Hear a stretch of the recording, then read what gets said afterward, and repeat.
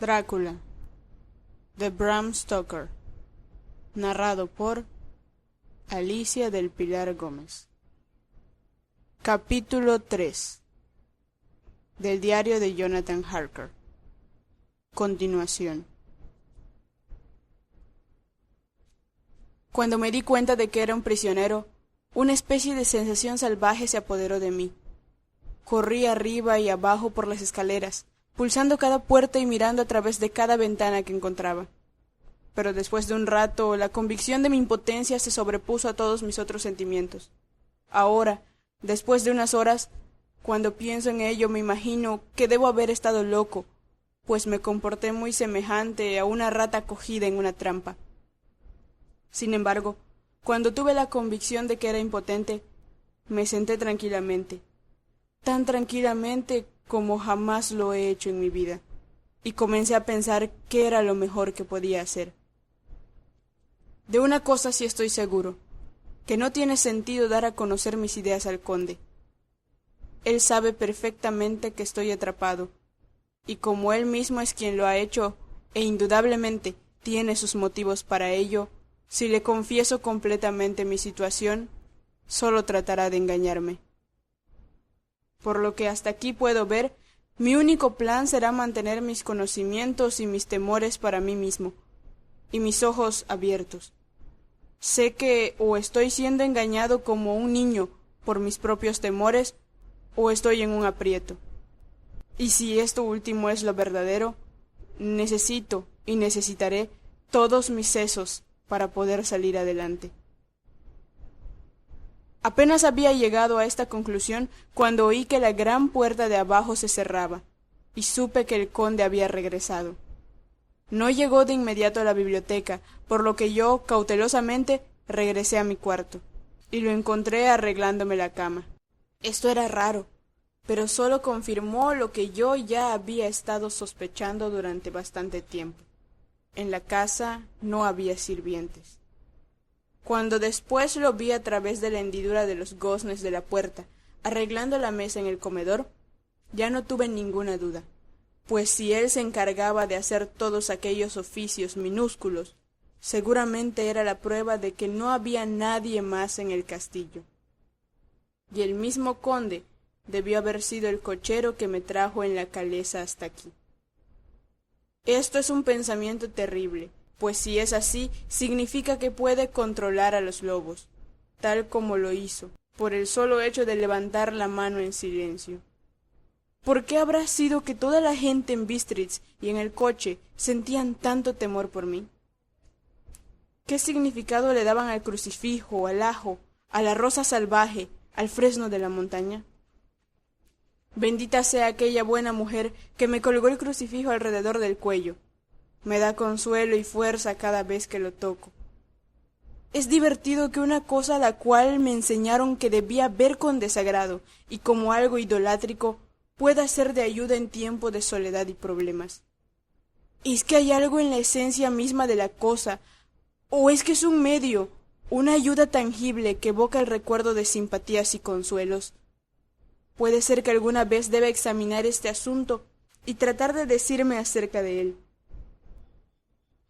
Mientras tanto, debo averiguar todo lo que pueda sobre el conde Drácula, pues eso me puede ayudar a comprender.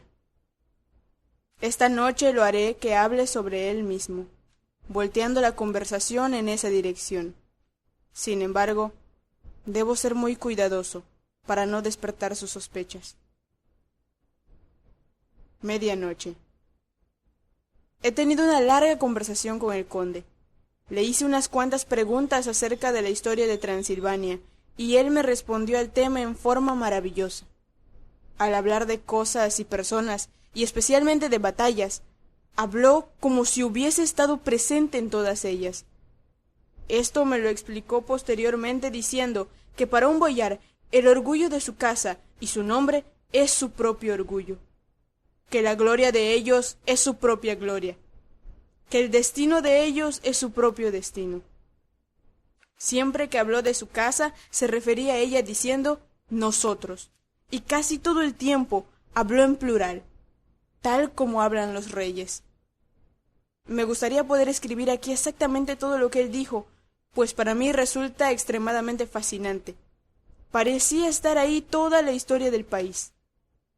A medida que hablaba, se fue excitando, y se paseó por el cuarto tirando de sus grandes bigotes blancos y sujetando todo lo que tenía en sus manos, como si fuese a estrujarlo a pura fuerza. Dijo una cosa que trataré de describir lo más exactamente posible que pueda, pues, a su manera, en ella está narrada toda la historia de su raza. Nosotros los ezequelios tenemos derecho a estar orgullosos, pues por nuestras venas circula la sangre de muchas razas bravías que pelearon como pelean los leones por su señorío.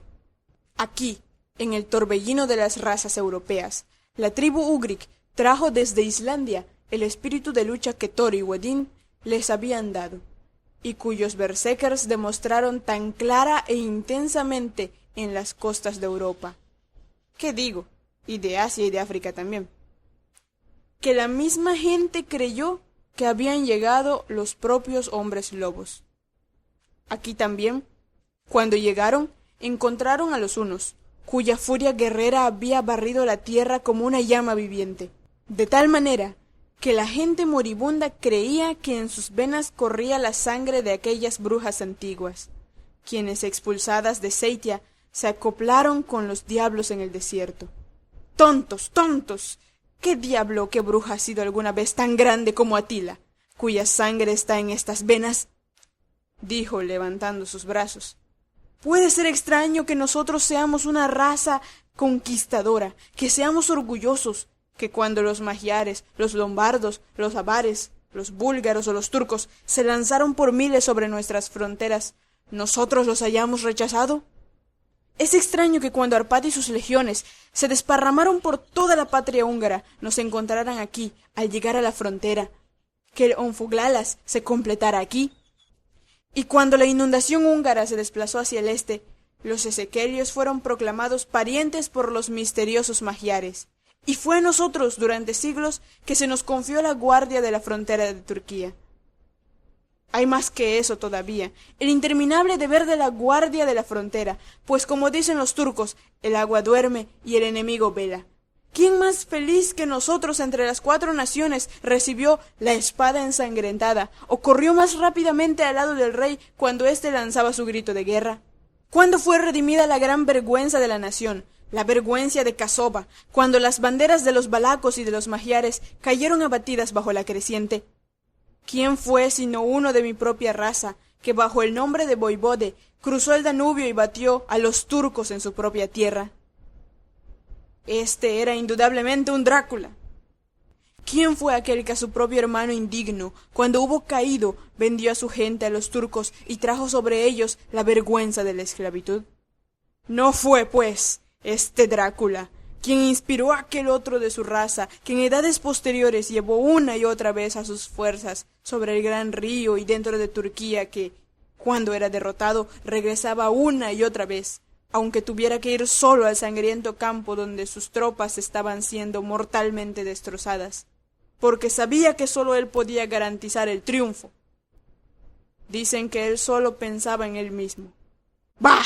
¿De qué sirven los campesinos sin un jefe? ¿En qué termina una guerra que no tiene un cerebro y un corazón que la dirija?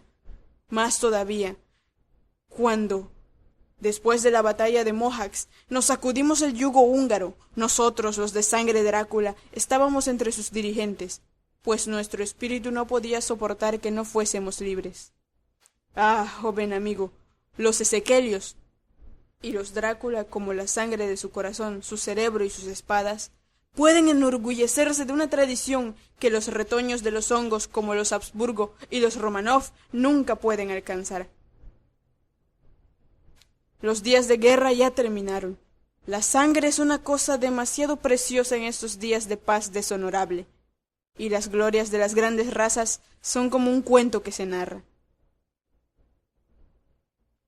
Para aquel tiempo ya se estaba acercando la mañana, y nos fuimos a acostar. Reg, este diario parece tan horrible como el comienzo de las noches árabes, pues todo tiene que suspenderse al cantar el gallo, o como el fantasma del padre de Hamlet. 12 de mayo. Permítaseme comenzar con hechos, con meros y escuetos hechos, verificados con libros y números, y de los cuales no puede haber duda alguna. No debo confundirlos con experiencias que tendrán que descansar en mi propia observación, o en mi memoria de ellas. Anoche, cuando el conde llegó de su cuarto, comenzó por hacerme preguntas de asuntos legales y en la manera en que se tramitaban cierta clase de negocios. Había pasado el día fatigadamente sobre libros y simplemente para mantener mi mente ocupada, comencé a reflexionar sobre algunas cosas que había estado examinando en la posada de Lincoln. Hay un cierto método en las pesquisas del conde, de tal manera que trataré de ponerlas en su orden de sucesión. El conocimiento puede de alguna forma y alguna vez serme útil. Primero me preguntó si un hombre en Inglaterra puede tener 2 procuradores o más. Le dije que si deseaba, podía tener una docena, pero que no sería oportuno tener más de un procurador empleado en una transacción, debido a que sólo podía actuar uno cada vez, y que estarlos cambiando sería seguro actuar en contra de su interés. Pareció que entendió bien lo que le quería decir, y continuó preguntándome si habría una dificultad práctica al tener un hombre atendiendo, digamos, las finanzas y a otro preocupándose por los embarques, en caso de que se necesitara ayuda local en un lugar lejano de la casa del procurador financiero. Yo le pedí que me explicara más completamente, de tal manera que no hubiera oportunidad de que yo pudiera darle un juicio erróneo. Entonces dijo: «Pondré un ejemplo. Su amigo y mío, el señor Peter Hawkins, desde la sombra de su bella catedral en Exeter, que queda bastante retirada de Londres, compra para mí a través de sus buenos oficios una propiedad en Londres». Muy bien, ahora déjeme decirle francamente, a menos que usted piense que es muy extraño que yo haya solicitado los servicios de alguien tan lejos de Londres, en lugar de otra persona residente ahí, que mi único motivo fue que ningún interés local fuese servido excepto mis propios deseos, y como alguien residiendo en Londres pudiera tener tal vez algún propósito para sí o para amigos a quienes sirve, busqué a mi agente en la campiña, cuyos trabajos solo serían para mi interés. Ahora, supongamos, yo, que tengo muchos asuntos pendientes, deseo embarcar algunas cosas, digamos a Newcastle, o Durham, o Harwich, o Dover. ¿No podría ser que fuese más fácil hacerlo consignándolas a uno de estos puertos? Yo le respondí que era seguro que sería más fácil, pero que nosotros los procuradores teníamos un sistema de agencias de unos a otros, de tal manera que el trabajo local podía hacerse localmente bajo instrucción de cualquier procurador, por lo que el cliente, poniéndose simplemente en las manos de un hombre, podía ver que sus deseos se cumplieran sin tomarse más molestias. «Pero», dijo él, «yo tendría la libertad de dirigirme a mí mismo, ¿no es así?» «Por supuesto», le repliqué. «Y así hacen muchas veces hombres de negocios, quienes no desean que la totalidad de sus asuntos sean conocidos por una sola persona». «Magnífico», exclamó. Y entonces pasó a preguntarme acerca de los medios para enviar cosas en consignación y las formas por las cuales se tenían que pasar, y toda clase de dificultades que pudiesen sobrevenir, pero que pudiesen ser previstas pensándolas de antemano.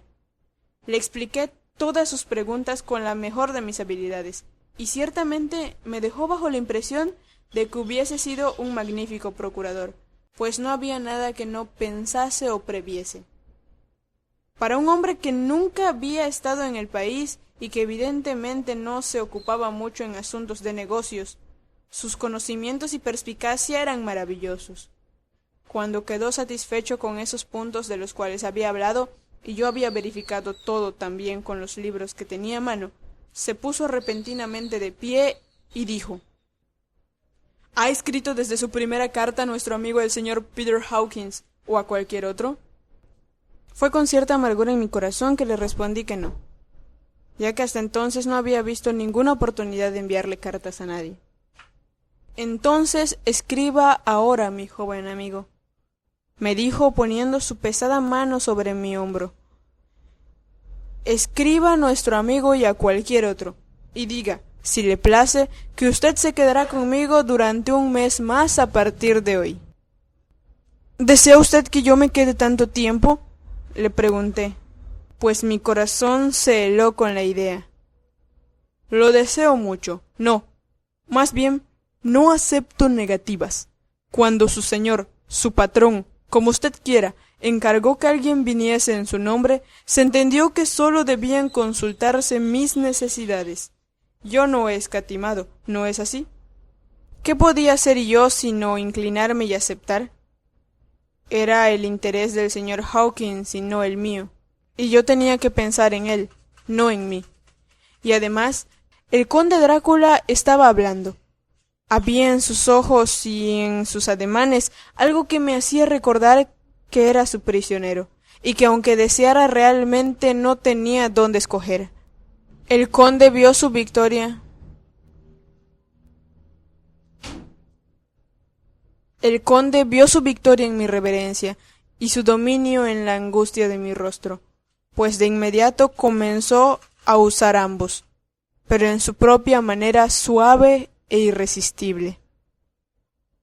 Le suplico, mi buen joven amigo, que no hable de otras cosas sino de negocios en sus cartas.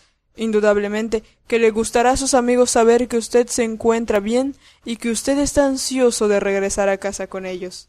¿No es así? Mientras hablaba me entregó 3 hojas de papel y 3 sobres. Eran finos, destinados al correo extranjero, y al verlo a él, notando su tranquila sonrisa con los agudos dientes caninos sobresaliéndole sobre los rojos labios inferiores, comprendí también, como si se me hubiese dicho, con palabras, que debía tener bastante prudencia con lo que escribía, pues él iba a leer su contenido. Por lo tanto, tomé la determinación de escribir por ahora solo unas notas normales, pero escribirle detalladamente al señor Hawkins en secreto. Y también a Mina, pues a ella le podía escribir en taquigrafía, lo cual seguramente dejaría perplejo al conde si leía la carta. Una vez que hube escrito mis 2 cartas, me senté calmadamente, leyendo un libro, mientras el conde escribía varias notas, acudiendo mientras las escribía a algunos libros sobre su mesa. Luego tomó mis 2 cartas y las colocó con las de él, y guardó los utensilios con que había escrito. En el instante en que la puerta se cerró tras él, yo me incliné y miré los sobres que estaban boca abajo sobre la mesa. No sentí ningún escrúpulo en hacer esto, pues bajo las circunstancias sentía que debía protegerme de cualquier manera posible. Una de las cartas estaba dirigida a Samuel F. Billington, número 7, La Creciente, Whitby. Otra a Herr Leonard Barna. La tercera era para Coates & Co., Londres, y la cuarta para Heron Klopstock and Birrod, banqueros, Budapest.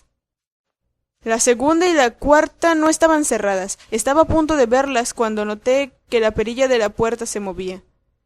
Me dejé caer sobre mi asiento, teniendo apenas el tiempo necesario para colocar las cartas como habían estado y para reiniciar la lectura de mi libro, antes de que el conde entrara llevando todavía otra carta en la mano.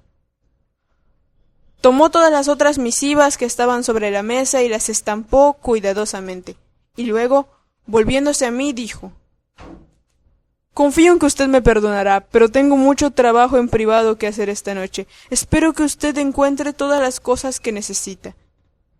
Ya en la puerta se volvió, y después de un momento de pausa dijo: «Permítame que le aconseje, mi querido joven amigo. No, permítame que le advierta, con toda seriedad, que en caso de que usted deje estos cuartos por ningún motivo, se quede dormido en cualquier otra parte del castillo. Es viejo y tiene muchas memorias, y hay muchas pesadillas para aquellos que no duermen sabiamente. Se lo advierto. En caso de que el sueño lo dominase, ahora o en otra oportunidad, o esté a punto de dominarlo, regrese deprisa a su propia habitación o a estos cuartos, pues entonces podrá descansar a salvo. Pero no siendo usted cuidadoso a este respecto, entonces... Terminó su discurso de una manera horripilante, pues hizo un movimiento con las manos como si se las estuviera lavando. Yo casi le entendí.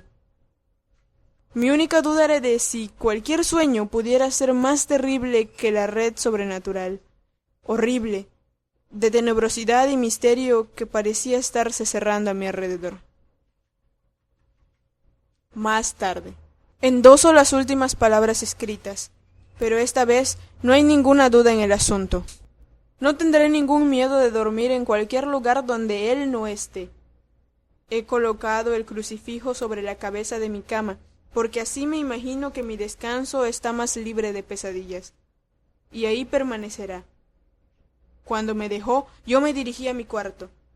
Después de cierto tiempo, al no escuchar ningún ruido, salí y subí al graderío de piedras desde donde podía ver hacia el sur. Había cierto sentido de la libertad en esta vasta extensión, aunque me fuese inaccesible, comparada con la estrecha oscuridad del patio interior. Al mirar hacia afuera, sentí sin ninguna duda que estaba prisionero, y me pareció que necesitaba un respiro de aire fresco, aunque fuese en la noche. Estoy comenzando a sentir que esta existencia nocturna me está afectando, me está destruyendo mis nervios, me asusto de mi propia sombra y estoy lleno de toda clase de terribles imaginaciones. Dios sabe muy bien que hay motivos para mi terrible miedo en este maldito lugar. Miré el bello paisaje, bañado en la tenue luz amarilla de la luna, hasta que casi era como la luz del día. En la suave penumbra las colinas distantes se derretían y las sombras se perdían en los valles y hondonadas de un negro aterciopelado. La mera belleza pareció alegrarme. Había paz y consuelo en cada respiración que inhalaba. Al reclinarme sobre la ventana, mi ojo fue captado por algo que se movía un piso más abajo y algo hacia mi izquierda, donde imagino por el orden de las habitaciones que estarían las ventanas del cuarto del propio conde. La ventana en la cual yo me encontraba era alta y profunda, cavada en piedra, y aunque el tiempo y el clima la habían gastado, todavía estaba completa. Pero evidentemente hacía mucho que el marco había desaparecido. Me coloqué detrás del cuadro de piedras y miré atentamente. Lo que vi fue la cabeza del conde saliendo de la ventana. No le vi la cara, pero supe que era él por el cuello y el movimiento de su espalda y sus brazos. De cualquier modo, no podía confundir aquellas manos, las cuales había estudiado en tantas oportunidades. En un principio me mostré interesado y hasta cierto punto entretenido, pues es maravilloso cómo una pequeña cosa puede interesar y entretener a un hombre que se encuentra prisionero. Pero mis propias sensaciones se tornaron en repulsión y terror cuando vi que todo el hombre emergía lentamente de la ventana y comenzaba a arrastrarse por la pared del castillo, sobre el profundo abismo, con la cabeza hacia abajo y con su manto extendido sobre él a manera de grandes alas. Al principio no daba crédito a mis ojos. Pensé que se trataba de un truco de la luz, de la luna, algún malévolo efecto de sombras. Pero continué mirando y no podía ser ningún engaño. Vi cómo los dedos de las manos y de los pies se sujetaban de las esquinas de las piedras, desgastadas claramente de la argamasa por el paso de los años, y así usando cada proyección y desigualdad, se movían hacia abajo a una considerable velocidad, de la misma manera en que una lagartija camina por las paredes. ¿Qué clase de hombre es este? ¿O qué clase de ente con apariencia de hombre? Siento que el terror de este terrible lugar me está dominando.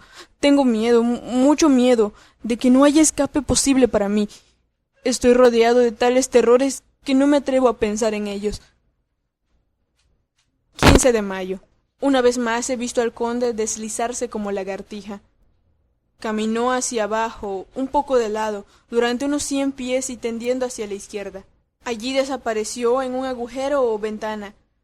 Cuando su cabeza hubo desaparecido, me incliné hacia afuera tratando de ver más, pero sin resultado, ya que la distancia era demasiado grande como para proporcionarme un ángulo visual favorable.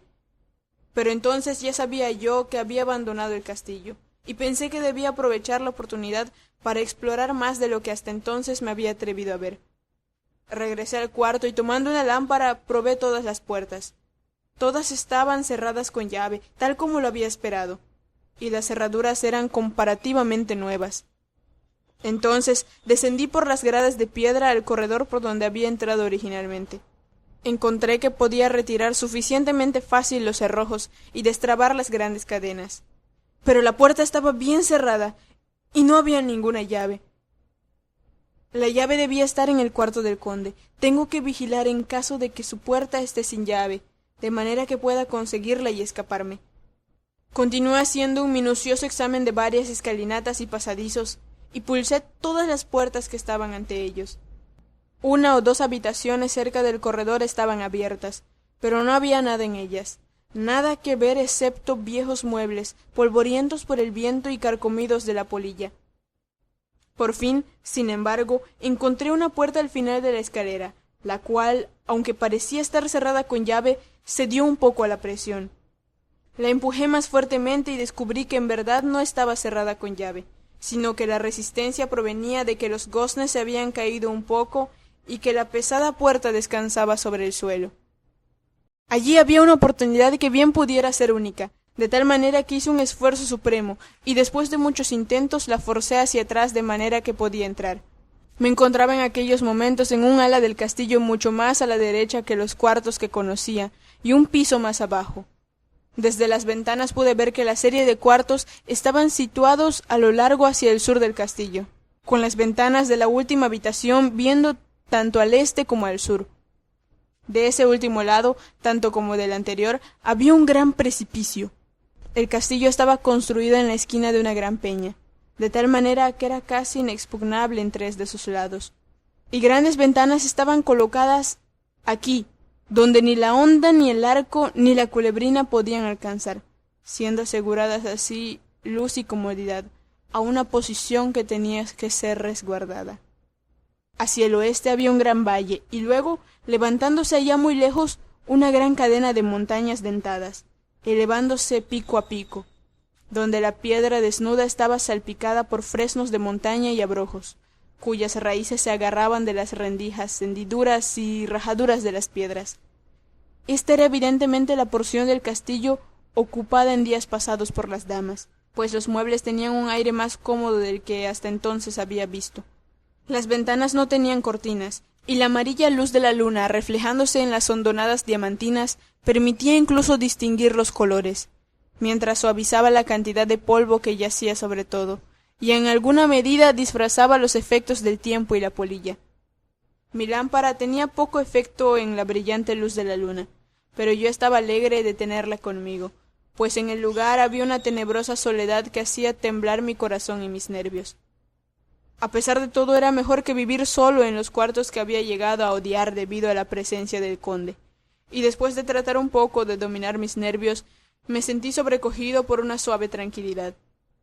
Y aquí me encuentro, sentado en una pequeña mesa de roble donde en tiempos antiguos alguna bella dama solía tomar la pluma, con muchos pensamientos y más rubores, para malescribir su carta de amor, escribiendo en mi diario en taquigrafía todo lo que ha pasado desde que lo cerré por última vez. Es el siglo XIX, muy moderno con toda su alma, y sin embargo, a menos que mis sentidos me engañen, los siglos pasados tuvieron y tienen poderes peculiares de ellos, que la mera modernidad no puede matar. Más tarde, mañana del 16 de mayo. Dios me preserve cuerdo, pues a esto estoy reducido. Seguridad y confianza en la seguridad son cosas del pasado.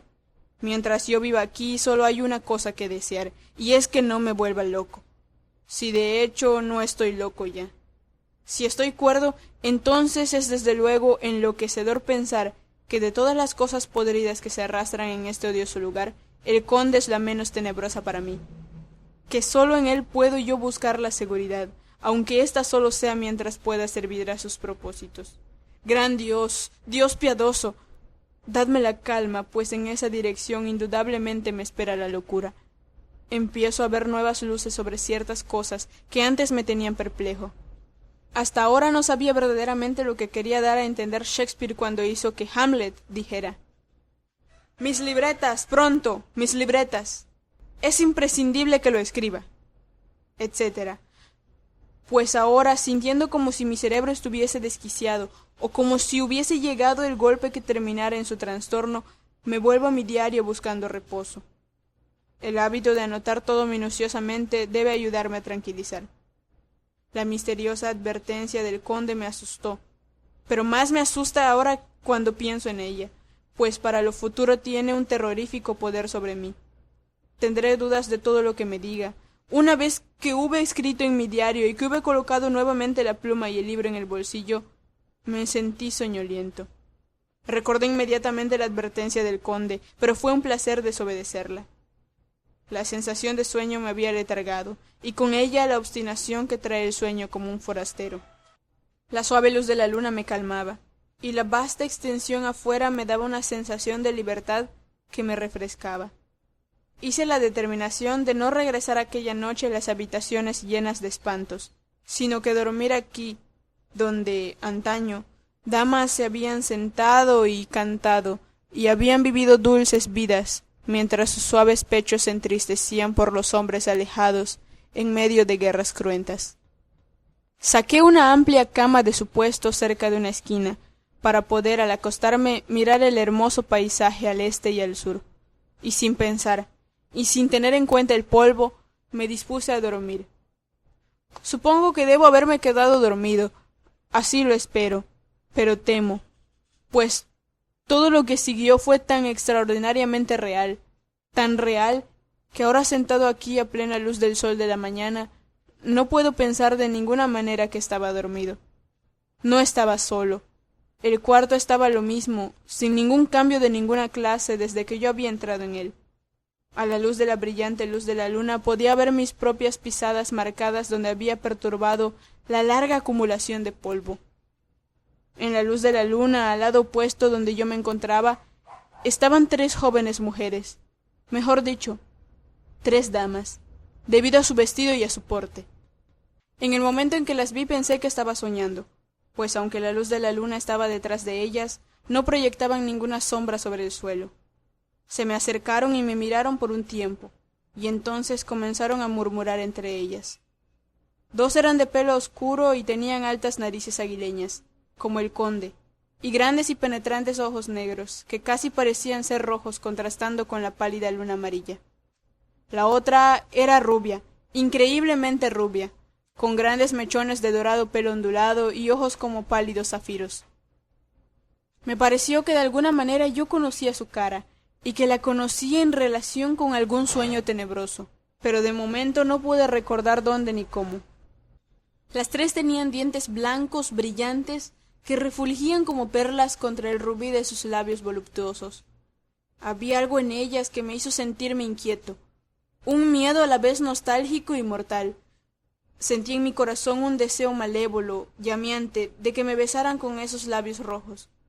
No está bien que yo anote esto, en caso de que algún día encuentre los ojos de Mina y la haga padecer, pero es la verdad.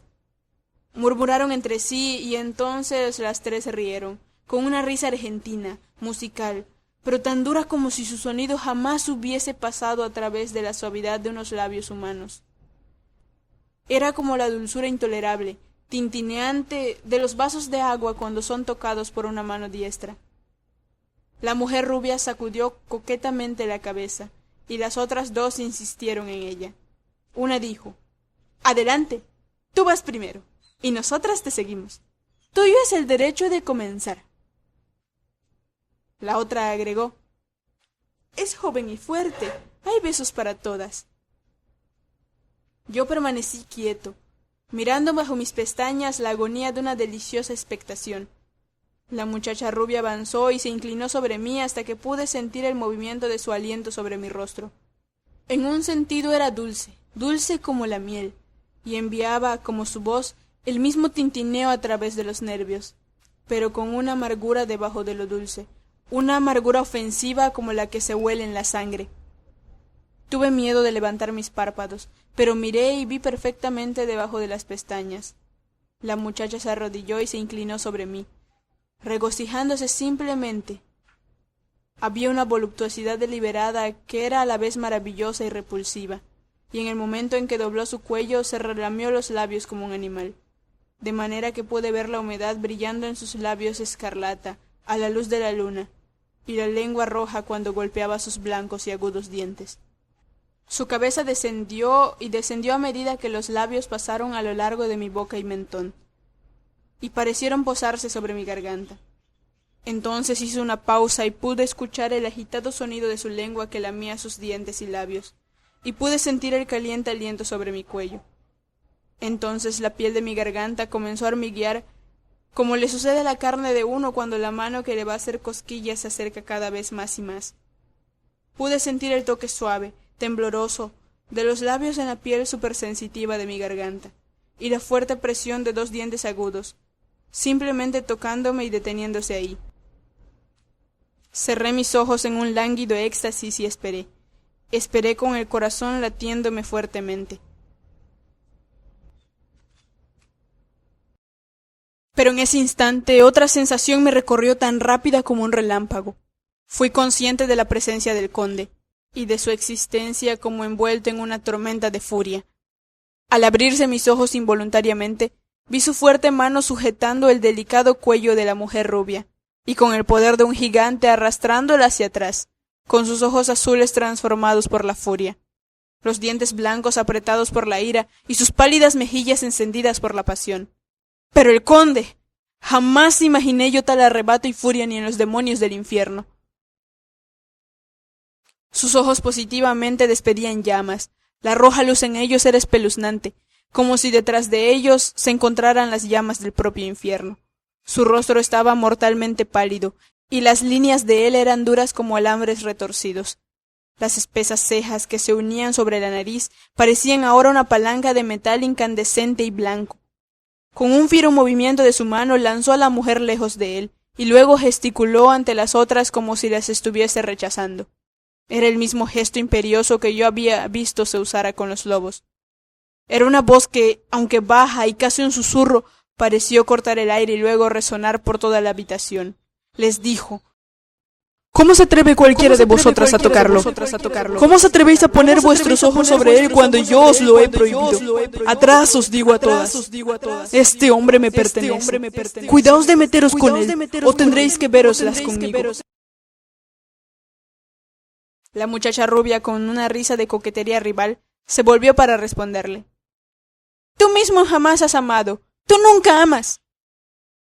Al oír esto, las otras mujeres le hicieron eco, y por el cuarto resonó una risa tan lúgubre, dura y despiadada, que casi me desmayé al escucharla.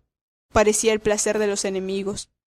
Entonces el conde se volvió después de mirar atentamente mi cara y dijo en un suave susurro: Sí, yo también puedo amar. Vosotras mismas lo sabéis por el pasado. ¿No es así? Bien, ahora os prometo que cuando haya terminado con él, os dejaré besarlo tanto como queráis. Ahora idos, idos. Debo despertarle porque hay trabajo que hacer. ¿Es que no vamos a tener nada hoy por la noche?, preguntó una de ellas con una risa contenida, mientras señalaba hacia una bolsa que él había tirado sobre el suelo y que se movía como si hubiese algo vivo allí. Por toda respuesta él hizo un movimiento de cabeza.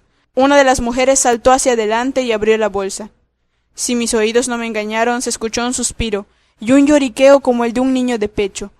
Las mujeres rodearon la bolsa, mientras yo permanecía petrificado de miedo, pero al mirar otra vez ya habían desaparecido, y con ellas la horripilante bolsa. No había ninguna puerta cerca de ellas, y no es posible que hayan pasado sobre mí sin yo haberlo notado. Pareció que simplemente se desvanecían en los rayos de la luz de la luna y salían por la ventana, pues yo pude ver afuera las formas tenues de sus sombras, un momento antes de que desaparecieran por completo. Entonces el horror me sobrecogió y me hundí en la inconsciencia. Fin del capítulo 3. Drácula, de Bram Stoker. Narrado por Alicia del Pilar Gómez.